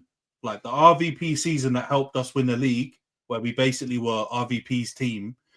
Haaland is having with Man City. I love RVP, but That's don't dangerous, bring bro. Haaland down like that, man. Haaland's had No, better come on, bro. seasons. I mean, in terms of like performance driving a team, like having that head and shoulders impact on the team. I'm not comparing them as players, right? Although put some respect on RVP, right? You know, my club legend. Yeah, even though I hate Haaland's that. first season was 36 Premier League goals, man. We said he's having an RVP. He's doing a Haaland No. season, bro. He's doing a Haaland season. He's doing his thing. Nah, but then also last season, trying to win Ballon d'Or. Yeah, I just mean the impact, right? How you say his name, by the way. Yeah, exactly. That was diabolical. All right, let's go on to the Chelsea segment, man. All right, Chelsea. What has happened to that team, man? I think United are diabolically all over the place and can't really understand what's happening. Chelsea are definitely in that. I know we are, but I'm just saying Chelsea might be coming to this territory in terms of just being so unpredictable. Like the Bournemouth game, Bournemouth should have won that game. I don't know if you man saw that game. Evan Nielsen missed an open goal. That is, I don't know what that guy was doing. They actually had loads of chances, and Bournemouth should have won that game, even though they've been playing a bit ropey as well before they play us on Monday. So Chelsea got away with, caught life on that, got a point. And then Atalanta, I swear their manager's the Southampton guy that came in and got sacked in the same season. That brother's taken over their team. And Atalanta beat them 2-1 in the Champions League. What is going on with them? Like, Khem, what's happening, man? Back-to-back disappointing results. Do we need to... I feel like Maresca gets either lauded as like this tactical genius, and then he has really big stinkers as well. Do we blame this on a Maresca stinker, or some of the players just not as good as, Enzo Fernandez? They say they are. Last year, they had a similar thing. Like, they were our supposed closest challenger. At one point, they had briefly overtaken Arsenal around this time last year, in November, December, and then just fell off. So they've just rinsed and repeat their same thing. Like, anytime we give them any expectations, they've decided to just drop off and be rubbish and then prove Reese's point that they are not title challengers and they're not ready, etc. Like, I think he's just bold, Maresca, long story short. He's just a bold manager. And apart from Guardiola, who had hair when he started in the league and then it left his head after stress caused by Jose, none of them can do it. They're all frauds. It just depends at what point they display their fraudness. Like, that's it. Like, some do it early, some do it later on, but eventually it catches up to them. So, yeah, everyone was calling him a tactical genius for telling his players to go out and foul Arsenal all day long. Like, I didn't know that was sublime ingenuity. Like, no, it wasn't. Okay, you were at home and the ref was poor. And then Atalanta are a solid team, though. To be fair, they play really well against possession-based teams. They counter-attack very, very well. Didn't they win the Europa League not too long ago? So they're very good on their day. Usually away from home is when they do their thing. But fair play to them. And yes, you're right. Bournemouth. I think I saw I put 1-0. I forgot if it was Chelsea or Bournemouth to win that game. But yeah, they just stunk it up. Anytime we put any pressure on them, they find a way to fall short. Their best right back / CM didn't show up when we start speaking about him, Reece James. So they're just the same. I wouldn't categorize them as United kind of mess, because I don't even know where Chelsea stand. I think they're just here to just buy players and flip them and just keep doing that. They don't really have a plan right now. Like, they're just here. They're just here to sort of make money, I think, and carry on. I think he's literally running it as a franchise. As long as they're in Europe and they can flog World Championship t-shirts, they'll be fine. Whereas you guys have higher expectations. You expect to win, and it's just not going well for you right now at all as a club overall. So like, that's, I think we all have our own crisis. You have your own mess, and then they've got their own sort of mess. But theirs is more on the pitch, whereas yours is off the pitch and ours is in the dressing room. Like, so yeah, I still think they should be in the title race because of the amount of money they've spent, but they've spent it on a bunch of random players. They'll flip more Madueke's to other teams, and then they'll just keep doing that kind of thing. Yeah. All right. You didn't bite on the Enzo Fernandez thing, so yeah. Don't bring Noni back in, please. you didn't bite on the Enzo thing, so I'm going to have to force the point now. That's another player. What was it? 115 million. I swear he's been in the league like 2.5 seasons now. That boy is arse. He is shit. He is respectfully just shit. And no one puts any pressure on him because actually Caicedo, I think, helps him. The fact that Caicedo's there and he's performing for the most part, and as him and Rice are pretty much the anomalies to this whole big money signing turning out well. Enzo Fernandez, because he scores a couple of goals against Spurs and he's a passionista and he'll try and fight with every single person. I don't understand why. He is shit, guys. Can we please acknowledge he's shit? Someone called him the Jadon Sancho of midfields. No athleticism, no awareness, and just a little shimmy every now and again, shaking his ass. That's all he does. There's nothing else involved. Can we admit that, or am I being too harsh? Because I feel like we're not being harsh enough on this guy. Razor, I see you've unmuted. No, yeah, I think Enzo's trash. Not like that trash. Trash is strong. I think he's not worth shit, the money. I think he's not worth the money. And when you're not worth the money, like you end up getting called trash. You know, because it's like, is Wirtz trash? No, we've all seen him play football and it's good. Yeah, I'm bringing it back to him. Don't make that face, Khem. Yeah, he is. He's a good player. We've seen him play creative, inspired football. Like, but for the price tag, he is being trash. And I feel like the scrutiny, and my thing is, how has he avoided the scrutiny that comes with that price tag? And that was the point of me bringing Wirtz up. I didn't just want to mess with Khem. I actually feel like obviously there's scrutiny on all players that transfer to big sides or expect to take on big roles. And I think an element of it is like when you were saying before, like, which was a reach, are they in Man United levels of crisis? Massive reach, but I was just going to let it go. But it's actually just come back into my point. The difference is you man are trying. I don't think Chelsea are trying. Chelsea are trying to play Monopoly. And I think that's where that's where Enzo is, and maybe even like other bits and pieces, they've avoided that level of scrutiny because they're like, he's 100 mil, but he's 100 mil for the Monopoly board. Like, and he's all right, and he's racist. And I'm not going to finish that sentence, but you know, I don't even have to say allegedly because there's a video. But yeah, that's the thing. I think it's more like where he is. I think Caicedo's a great thing in terms of him. I think defensively, like the defenders that he has behind him helping him, that pushing into midfield as well, I think they help how he looks, but I've never seen anything that warrants the way that he's spoken about. I'm glad they've dropped him. They try to squeeze him in the convos with Reece did this with Declan and Caicedo. And to be honest, Declan Rice is 105 mil. Yeah, that's a different currency to some of these, man. 100 mil. Respectfully speaking, it's a different currency. These men are rolling around with yen and that. No, sir. Do you know what I mean? Enzo not worth the money. Caicedo not worth the money. I know a bear man that can bark at Utes and kick shins, innit? Nah, that's harsh. Caicedo has been good. But that's your opinion. And yeah, you've misquoted me. I didn't say Chelsea are in the same mess as United. I'm just saying that they have been very, very inconsistent. Similarly. No, in inconsistency. Their results are all over the shop. They perform well against bigger teams, which under Amrin we've been doing. And then in other games where you expect them to win, they've been super inconsistent. Of course, Chelsea are not United levels of mess. We've been diabolical for like 10, 12 years or whatever it's been. But in terms of inconsistency, we can't have the conversation. I know we're doing that banter on Reece to try and coax him out to come and like show some chest or whatever. But Chelsea should not be talked about in title races and whatever else. We can't do this. They show the same level of inconsistency as us. Get us not to talk about them. I know, Yaz. Bless him. Reece has tried his best. But some other Chelsea fans have tried to put them in there. I think that's the reason why some rivals have tried to do that, right? But their inconsistency levels are crazy. Like they are dropping as many points and they're on the same points as us. That's the reason why I'm saying in terms of performances, they're all over the shop.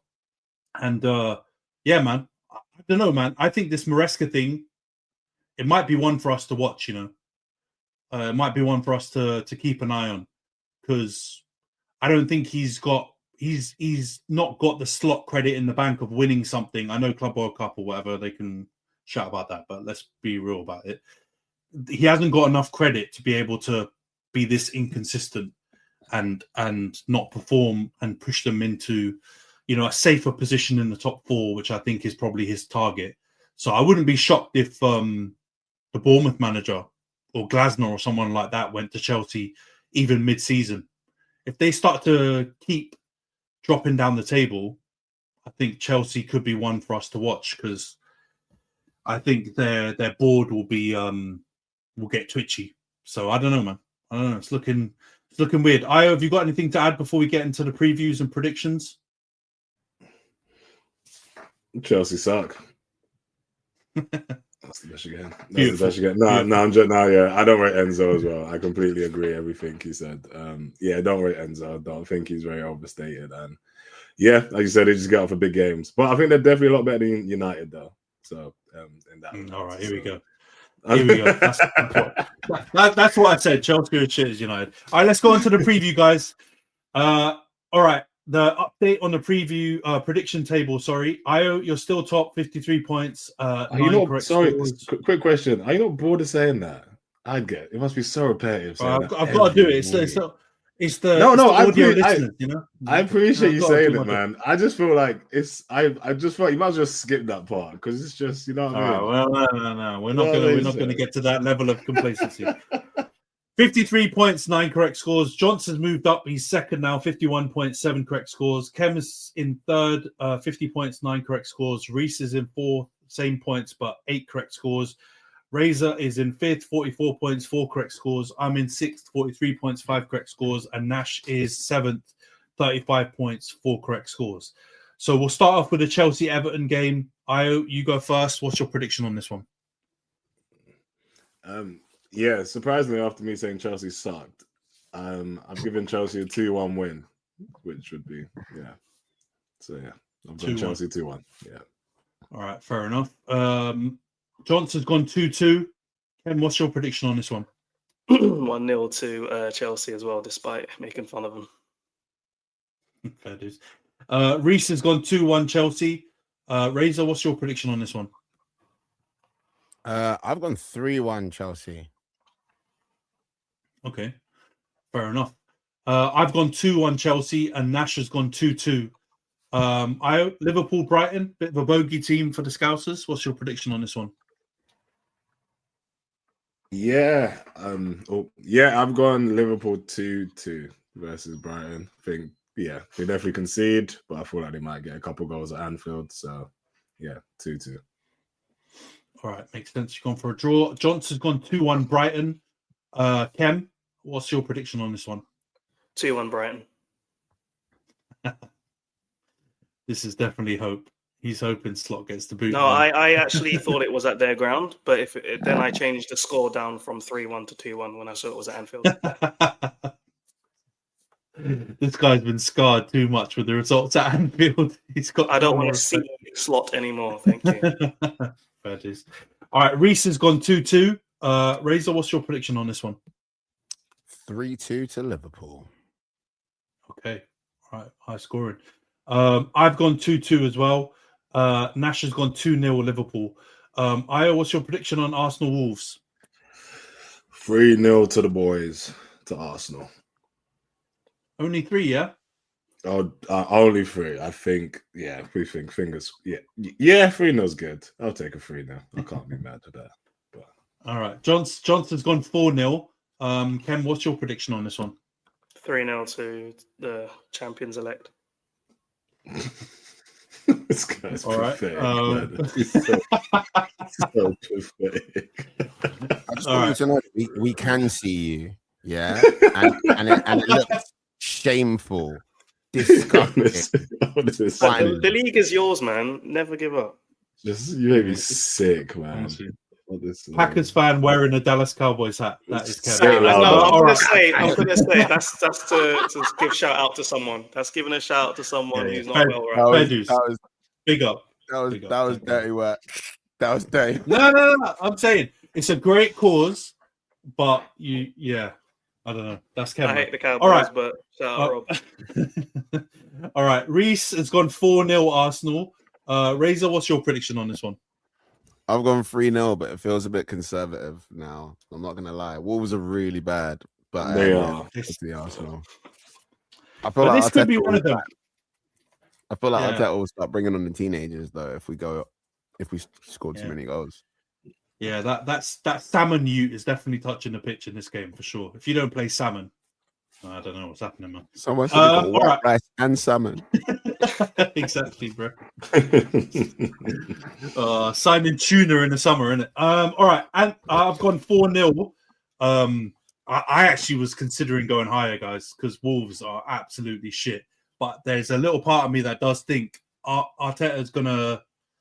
I'm not going to go down the whole handbrake thing again. But once you start running up the score, he's going to chill, start rotating, and you're going to be respectful to them. So I'm gone 4-0. Now she's gone 3-0. Exactly. All right, Palace City. Io, what's your prediction on this? This might be game of the weekend, lads. I don't know. We haven't talked about it. This is a good potential. one. Definitely potential. I think the only thing for Palace is they're missing some players. So I think that's the only reason it might not be. I would have gone. I think if it was Palace full strength, I would have gone Palace win. But I've gone 2-1 to City. All right, 2-1. Johnson's gone 2-1 as well. Ken, what's your prediction on this one? Same here, 2-1 City. All right, 2-1. Reese has gone 2-2. Razor, what's your prediction on this one? You're on mute, bro. Way, I've gone 3-1. I agree with Lana. I think could have been blockbuster stuff game of the weekend. I think those missing players for City are some really, really key players for them and for my flipping FPL team. Sad times. Munoz has killed me. Yeah. Man, that's the guy. We were mentioning it before the pod, but yeah, the everyone went big on him being this unnamed 29-year-old international player that got arrested, and they were hammering him all the conspiracies, and my man just got injured, and it was Ivan Toney the whole time. So we need to put some respect on Munoz, man. I don't know why they just went big on it. The problem there is poor journalism because words have meanings and the connotations of those words should carry things. And I think when you think about Ivan Toney as a footballer, you think about him for lots of reasons, but being an international is not at the forefront of that, is it? I'm just being honest. Like, these journalists need to be more realistic and honest, man. They're poor. No, they can't reveal who it is because it's an ongoing case. So they wanted to sprinkle something a little bit, you know. Lana knows what I'm talking about. They're trying to not get bagged by. No, Khem tried to take a shot. He thinks he's slick by putting realistic and journalistic. He thinks he's slick. I see you, Khem. I like it. It was smooth there. It was subtle, but it was smooth. I caught you though. When I see you. I told you we can see you. We can see you. It was slick. I like what he did there. But it's not slick enough. When I see you, exactly. I catch you. We do need to, like, Munoz has been cold as well since he's been in this league. For people to just go big on him, and it turns out Ivan Toney. I thought that was absolutely hilarious. But yeah, the journalism point is a fair one. The international bit in there was definitely to throw us off the trail, I think. I think as well. I think it's because it was such a random injury when Glasner came out and didn't play him against their last game, and he just said he's out. And then it came out like the day before that there's a player been arrested. So it just led to Glasner didn't help it with his just saying it was a but bro, come on. How many managers come out and do they try and be coy, say someone's got injured, don't really reveal it? People definitely jumped from that. No, I hear it. He's the one who got arrested. It's like, we got to chill out, man. It's that chargy tax. Everyone's now super fucking conspiratorial about whoever's not being named, and they start digging already. Just chill out, sleuths, man. They might need to start declaring if you're injured or not. Other sports actually do that, where you have to declare. No, don't do your slot thing. Now, this is a slot thing again.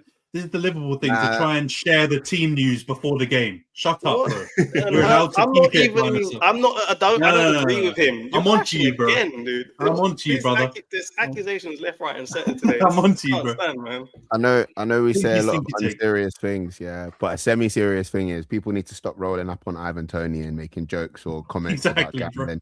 No, because if he's he might have just been trying to make bags. He might have just been trying to cheat the system or whatever. Who knows? If he was actually addicted to gambling, That's like man rolling up to a recovering alcoholic with a bottle of vodka and being like, "Hey, you want to sniff, mate?" Like, it's not nice, bro. Allow it. I'll probably punch a couple men in the face too. Allegedly, we don't know what Ivan did or didn't do. You know what I'm saying? Is gambling illegal in Saudi? Hey, if you're rich enough, everything's legal in Saudi. Allegedly. Say it louder. Say it louder. Allegedly. Bro, we're in dangerous territory now, guys. We're gonna have to start speeding this up, right? All right, we're in dangerous territory. I've been there. I know. Great. Yeah, no, I know. You loved it as well. I trust you, bro. Yeah, man. Trust you. Would I go back? Your favorite? All right. All right. Next question. Come on, respect to the shakes. All right, I've gone 2. You've gone 3-1, right? For Palace Man City, Razor, yeah. All right, I've gone 2-1, and Nash has gone 3-1 as well to Man City. So pretty much everyone's gone Man City win except Reece, who's gone for a draw. All right, Forest Spurs. I have to say, you know what, guys? For once, I actually am leaning more towards agreeing with Khem. Why the fuck do we even talk about Spurs? We said this when we started it. And I know. My bad. Next season, Spurs are out of it, right? Unless suddenly we make, I don't know. Forest. All right, start with you, Io. Forest Spurs. 2-1 to Forest. 2-1 to Forest. I think they're on a good run of form, somewhat. I think they are. Man hasn't looked at the form table. The last game. Didn't Jesus score in midweek or something? Jesus scored in midweek for them, didn't he? Might have been Europa. It might have been Europa. Yeah, Europa. Yeah, I'm sure I saw something about that. All right, Johnson's gone 1-1. Khem, what's your prediction on this one?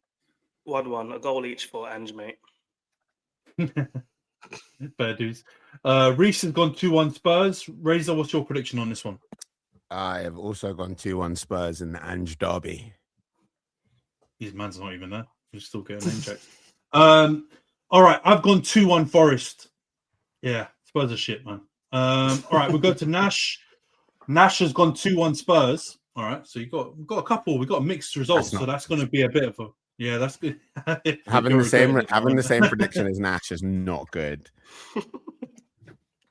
He had some game weeks though. A couple of game weeks ago, I was gonna say earlier, we need to shout out Nash's comeback because that boy was languishing under 20 for a very long time. The fact he has come to 35. When you said 35, I literally wanted to start applauding it because that is he's coming.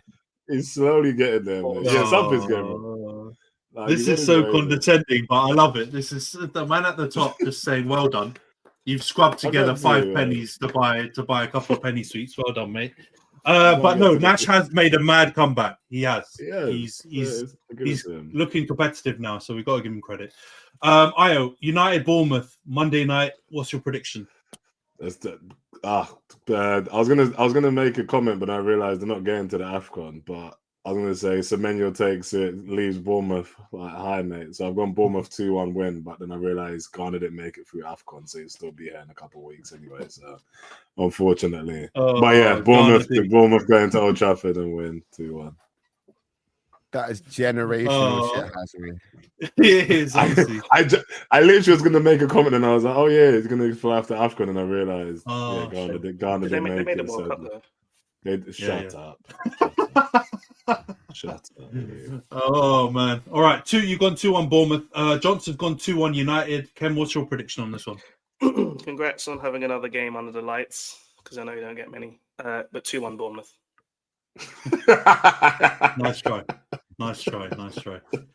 Reece has gone 1-1. Razor, what's your prediction, bro? 2-2. All right, that's a draw. I've gone 2-1 United. Nash has gone 3-1 Bournemouth. Fair dude, man. Nash, it's just he's given up, hasn't he? But also, I will say it's not as much as we're really, really bad. Bournemouth have also come to Old Trafford and slapped us 3-0 in the last 2 seasons. So exactly. It is absolutely possible that they come and slap us again. But I'm just going to be on copium that I'm on right now. So I've gone United win. Nash is maybe being slightly more realistic. All right, we'll wrap up the pod here, guys. Hour 42 minutes, super long one, multiple crashes. Because of 25 minutes from Khem. Yeah. God. Was it 25? Tell us how you really feel. When you combine them, the first one was 12 minutes. Then he had a little My 5 minute God. here. Then he had another 5 minutes. So this might be Honestly. MVP performance. Ray knows about. You guys know about those piece to camera exactly. That is what Khem did. But he had 3 of us on the podcast with him. And imagine. Yeah, this is the Khem episode. Enjoy. If you guys like watching hostile work environments, this was an episode that we were against our will listening to Liverpool Fraff. And on that beautiful note, we're gonna end the pod here. Take care, guys. See you guys next week.